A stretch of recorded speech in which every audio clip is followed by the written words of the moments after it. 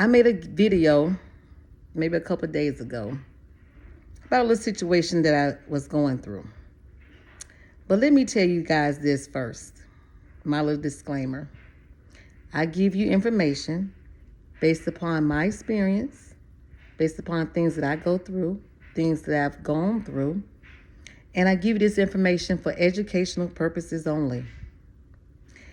That doesn't mean that you're going to go through that same thing, but you might.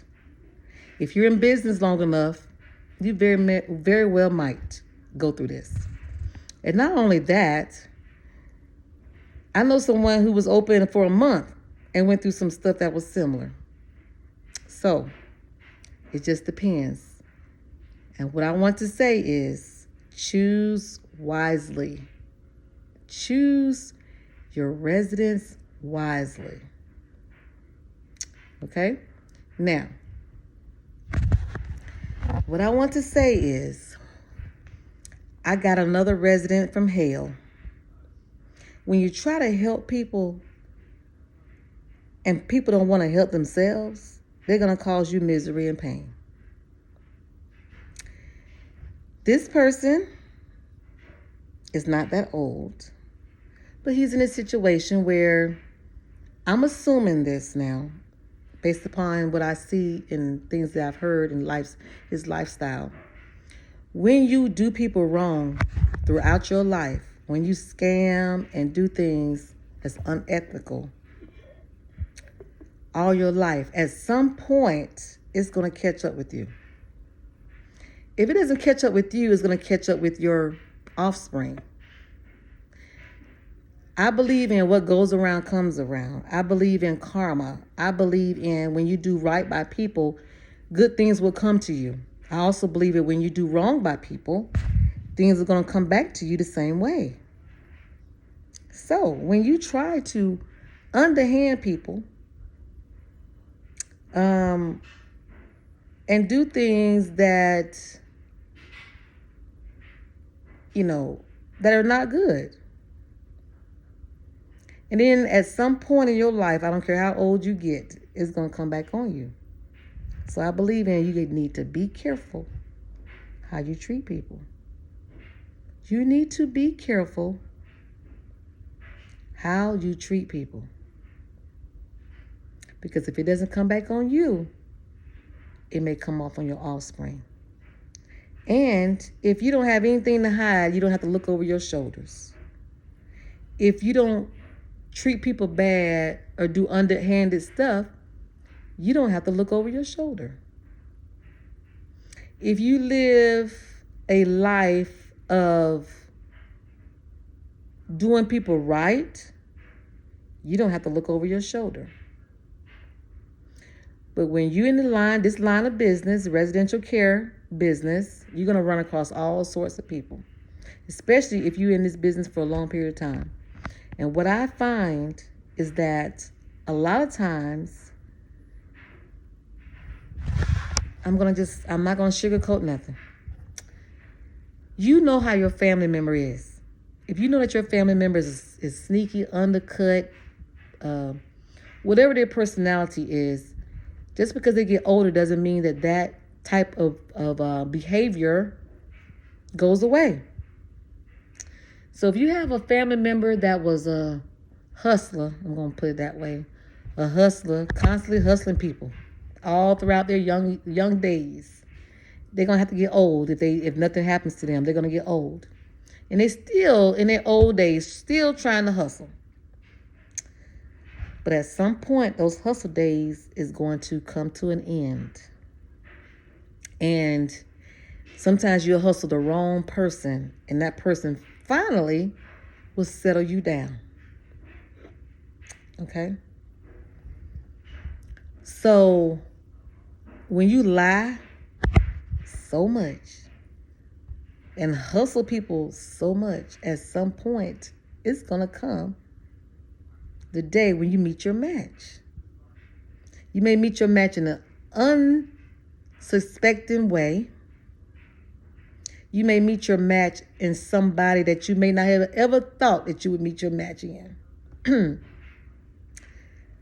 And I want to say this also. Families can be the most problematic. Not the resident, but the families. So I got a guy, and apparently he's been a hustler all his freaking life. And a liar, and whatever else. And his family knows that. They know his behavior, but they want to not accept his behavior and think that you're the one that's doing something wrong.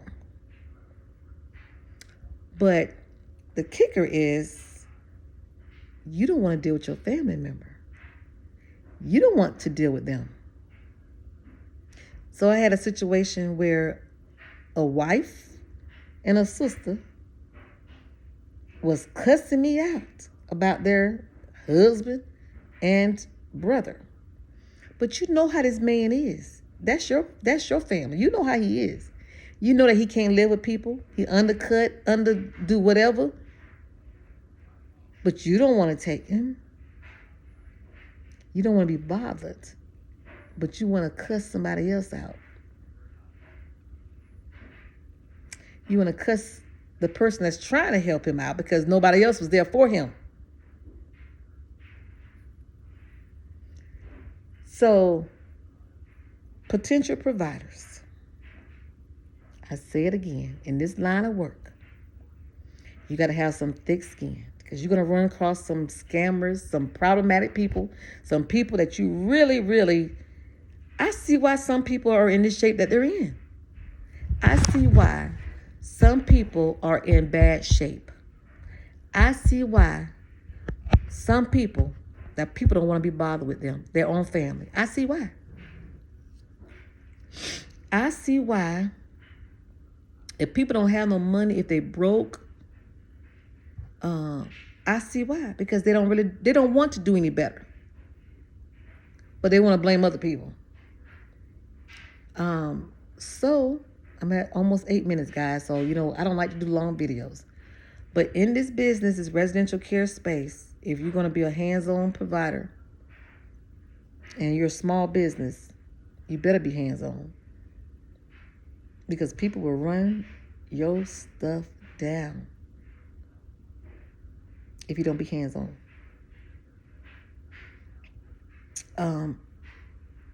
One more thing. I want to say this. This business is not for you if you don't like to work 24 hours. Because there's times when I go to my house and I take work home with me. Okay? This business is not for you if you don't want the police to come to your house. This business is not for you if you don't want to be accused of abuse and neglect. Even though it can be a lie. This business is not for you if you trust everybody. Because one thing you're going to realize in this business, you trust no one. You trust no one. Because sometimes people are sent to your business to destroy it. So you trust no one. I'm just saying, and I'm ending it right there. Take it how you want it. Until next time.